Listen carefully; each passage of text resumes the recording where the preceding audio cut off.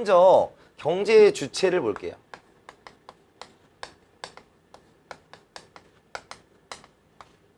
자, 경제 주체는 우리가 경제 활동을 하는 거라고 생각을 하시면 될 것 같고요. 경제 주체에는 첫 번째 가계가 있습니다. 가계. 가계는 우리가 집인데 그냥 집이라고 하면 안 돼요. 그냥 집이 아니고요. 우리가 뭐 할 때만, 소비할 때만 집입니다. 그래서 첫 번째 소비의 주체다라고 말할 수 있습니다. 소비의 주체. 그럼 소비의 주체라는 것은 소비가 뭐냐라는 겁니다. 돈을 쓰는 건데 예를 들어 내가 옷을 사러 가요. 옷을 왜 사요? 기분 좋을라. 그게 이제 옷 사러 가는 거죠. 그 기분이 좋다라는 것을 우리는 만족감이라고 합니다. 그 만족감을 조금 더 멋있게 표현하면 유틸리티, 효용이라고 표현을 해요. 만족감 이꼴 효용이다라고 생각을 하면 되고요. 두 번째, 이것을 효용의 극대화를 추구한다입니다. 효용의 극대화를 추구한다. 이해됐어요? 효용의 극대화를 추구하는 것이 요 가계다라는 겁니다. 유의사항은 우리 집이 식당을 한다면 우리 집은 가계가 아닌 기업이 됩니다. 즉 돈을 효용을 위해서만 쓸 때만 집이다, 가계다라는 거 기억하시고요. 자, 두 번째로 이제 기업이 있습니다. 기업은 우리가 생산의 주체라고 해요. 생산의 주체.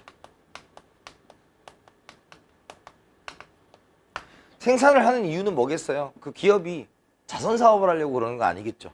기업이 돈을 벌어서 팔아서 돈을 벌려고 하는 거죠. 그것을 우리가 이윤의 극대화다라는 거예요. 이윤의 극대화. 따라서 가계에서는 이 효용을 어떻게 극대화시킬 수 있을 것이냐에 대한 소비자 이론을 배우실 거고, 기업에서는 이윤을 극대화시키기 위해서는 첫 번째 생산을 해야 되니까 생산함수, 두 번째 비용을 빼야 되니까 비용함수를 하게 될 거고요. 그것을 우리가 생산자 이론이라고 해요. 그리고 생산자 이론 할 때 함수 할 건데 그때 조금 어려우시지만 버티셔야 됩니다. 아시겠죠? 그 다음에 세 번째, 정부가 있습니다. 정부는 우리가 재정의 주체라고 표현하는 거고요.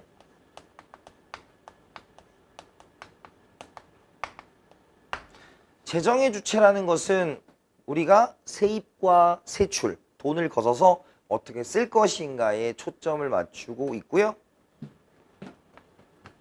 공익의 극대화를 추구한다. 그죠? 네 번째는 뭐가 있다? 우리가 외국이 있습니다. 외국은 무역의 주체고요.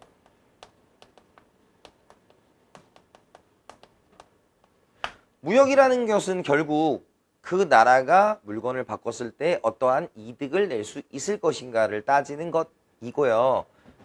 두 번째가 그래서 상호 이익의 극대화를 추구한다 라고 얘기하면 돼요. 상호 이익의 극대화. 따라서 가계와 기업이 있다라고 한다면 이 둘을 우리가 무슨 경제 주체? 민간 경제 주체라고 하고요. 민간.